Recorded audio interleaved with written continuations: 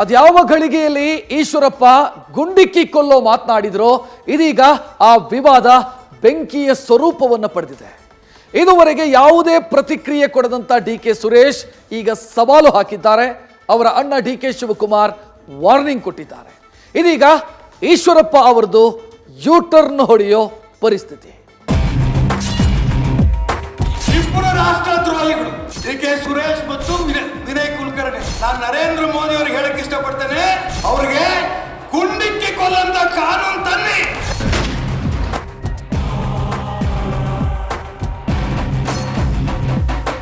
ನನ್ನನ್ನ ದೇಶದ್ರೋಹಿ ಅಂತ ಕೊಲ್ಲಬೇಕು ಅಂತಕ್ಕಂತ ಇಚ್ಛಾಶಕ್ತಿ ಇತ್ತು ಖಂಡಿತ ನಿಮ್ ಮುಂದೆ ಬಂದು ನಿಂತ್ಕೊಳ್ತೀನಿ.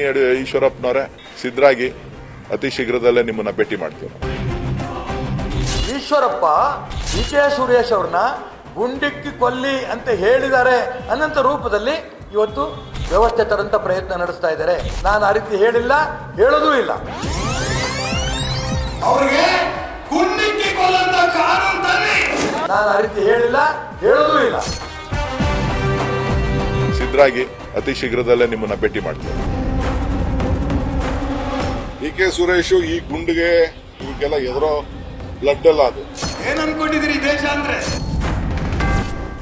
ಈಶ್ವರಪ್ಪಗೆ ಅವರ ಮಾತೆ ಮುಳುವಾಗ್ತಿದೆ. ವಿವಾದ ಅವರನ್ನ ಅರಸಿ ಬರುತ್ತೋ ಇವರೇ ಕಾಂಟ್ರವರ್ಸಿ ಹುಡುಕಿಕೊಂಡು ಹೋಗ್ತಾರೋ ಗೊತ್ತಿಲ್ಲ. ಮಾಜಿ ಡಿಸಿಎಂ ಬಾಯಿ ಬಿಟ್ರೆ ಸಾಕು ಒಂದಿಲ್ಲೊಂದು ವಿವಾದದ ಸುಳಿಯಲ್ಲಿ ಸಿಲುಕಿಕೊಳ್ತಿದ್ದಾರೆ. ಇದೀಗ ಈಶ್ವರಪ್ಪರ ಗುಂಡಿಕ್ಕೋ ಮಾತಿಗೆ ಡಿ.ಕೆ. ಬ್ರದರ್ಸ್ ಸವಾಲಿನ ವಾರ್ನಿಂಗ್ ಕೊಟ್ಟಿದ್ದಾರೆ.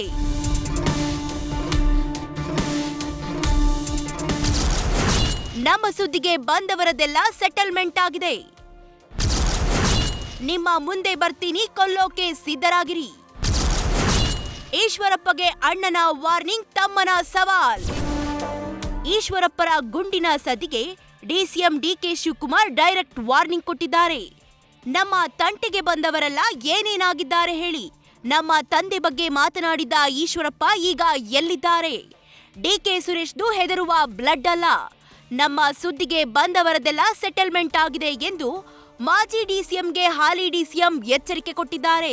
ಅಣ್ಣ ವಾರ್ನಿಂಗ್ ಕೊಟ್ರೆ ತಮ್ಮ ಸವಾಲ್ ಹಾಕಿದ್ದಾರೆ. ಈಶ್ವರಪ್ಪರ ಹೇಳಿಕೆಗೆ ನಿನ್ನೆ ನಾಳೆ ಮಾತನಾಡ್ತೀನಿ ಎಂದಿದ್ದ ಸಂಸದ ಡಿ.ಕೆ. ಸುರೇಶ್ ಇವತ್ತು ನನ್ನ ಕೊಲ್ಲುವ ಇಚ್ಛಾಶಕ್ತಿ ಇದ್ರೆ ನಿಮ್ಮ ಮುಂದೆ ಬರ್ತೀನಿ, ಕೊಲ್ಲೋಕೆ ಸಿದ್ಧರಾಗಿರಿ ಅಂತ ಮಾಜಿ ಡಿಸಿಎಂಗೆ ಚಾಲೆಂಜ್ ಮಾಡಿದ್ರು. ಅವನ್ ಸೆಟಲ್ಮೆಂಟ್ ಒಂದ್ ರೌಂಡ್ ಸೆಟಲ್ಮೆಂಟ್ ಆಗಿದೆ. ಅಸೆಂಬ್ಲಿಲಿ ಏನೋ ಮಾತಾಡಿದ್ರು, ನಿಮ್ಗೆ ನೆನಪಿದ್ಯಾ? ನಮ್ಮ ಫಾದರ್ನೆಲ್ಲ ಪಾಪ ನೆನೆಸ್ಕೊಂಡಿದ್ರು. ಈಗ ಎಲ್ಲಿದ್ದಾರೆ ಈಶ್ವರಪ್ಪ?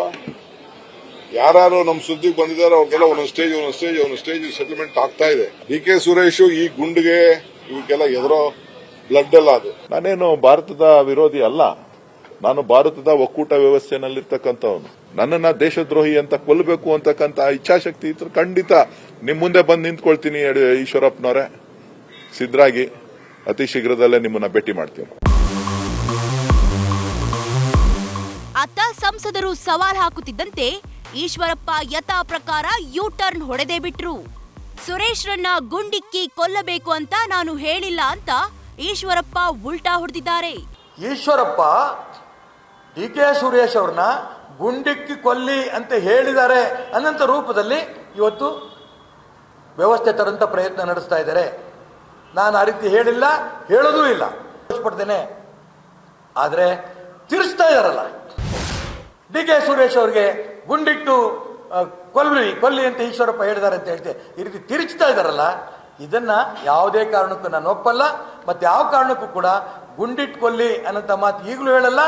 ಕಾನೂನು ಬರೋ ತನಕನೂ ಕೂಡ ಗುಂಡಿಟ್ಕೊಳ್ಳಿ ಅಂತ ನಾನು ಹೇಳೋದಿಲ್ಲ.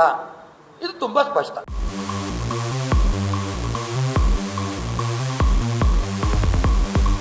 ಇನ್ನು ಈಶ್ವರಪ್ಪರ ವಿವಾದಾತ್ಮಕ ಹೇಳಿಕೆ ಬಗ್ಗೆ ಪ್ರತಿಕ್ರಿಯಿಸಿದ ಸಚಿವ ಚೆಲುವರಾಯ ಸ್ವಾಮಿ, ಬಿಜೆಪಿಯವರು ಮೊದಲು ಈಶ್ವರಪ್ಪ ಅನಂತಕುಮಾರ್ ಹೆಗ್ಡೆಗೆ ಗುಂಡಿಕ್ಕಲಿ ಎಂದು ಕಿಡಿಕಾರಿದ್ರೆ ಅತ್ತ ಮಾಜಿ ಸಿಎಂ ಬಿಎಸ್ ಯಡಿಯೂರಪ್ಪ ಈಶ್ವರಪ್ಪ ಪರ ಬ್ಯಾಟ್ ಬೀಸಿದ್ದಾರೆ. ಈಶ್ವರಪ್ಪನ ಮತ್ತು ಅನಂತಕುಮಾರ್ ಹೆಗಡೆಯವ್ರನ್ನ ಫಸ್ಟ್ ಅವ್ರು ಗುಡ್ಡಿಕ್ಲಿ ಬಿಜೆಪಿಯವರು, ಆಮೇಲೆ ಉಳಿದವ್ರು ನೋಡ್ತೀವಿ. ಈಶ್ವರಪ್ಪನವ್ರು ಹೇಳಿದ್ರು ನಾವು ಸ್ವಲ್ಪ ದಿವಸದಲ್ಲಿ ಕೇಸರಿನೇ ರಾಷ್ಟ್ರಧ್ವಜ ಮಾಡ್ತೀವಿ ಅಂತ ಹೇಳಿದ್ರು. ಅವ್ರು ಯಾರು ಗುಂಡಿಕ್ಬೇಕು? ಈಶ್ವರಪ್ಪ ಹೇಳಿರುವಂಥದ್ದು ದೇಶದ್ರೋಹಿಗಳಿಗೆ ಗುಂಡಿಕ್ಕಿ ಕೊಲ್ಲುವಂಥ ಒಂದು ಕಾನೂನು ತನ್ನಿ ಅಂತ ಹೇಳಿರುವಂಥದ್ದು. ಅವ್ರು ಹೇಳಿದಕ್ಕೂ ಇದಕ್ಕೇನು ಸಂಬಂಧ ಇಲ್ಲ. ಕುಂಬಳಕಾಯಿ ಕಳ್ಳ ಅಂತ ಹೇಳಿದ ಹೆಗಲ್ಮುಟ್ಟು ನೋಡಿಕೊಂಡು ರೀತಿಯಲ್ಲಿ ಅಪಾರ್ಥ ಕಲ್ಪಿಸುವಂಥ ಕೆಲಸವನ್ನು ಮಾಡ್ತಾ ಇದ್ದಾರೆ. ಇದರಲ್ಲಿ ಏನು ಅರ್ಥ ಇಲ್ಲ. ಕೆಎಸ್ ಈಶ್ವರಪ್ಪ ಹೊತ್ತಿಸಿರೋ ಗುಂಡಿನ ಕಿಡಿ ಕಾಂಗ್ರೆಸ್ ಪಕ್ಷದ ಆಕ್ರೋಶಕ್ಕೆ ಕಾರಣವಾಗಿದೆ.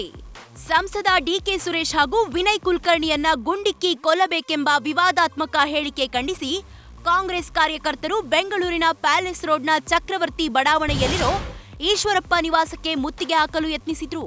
ಈ ವೇಳೆ ಪೊಲೀಸರು ಪ್ರತಿಭಟನಾಕಾರರನ್ನ ವಶಕ್ಕೆ ಪಡೆದುಕೊಂಡ್ರು.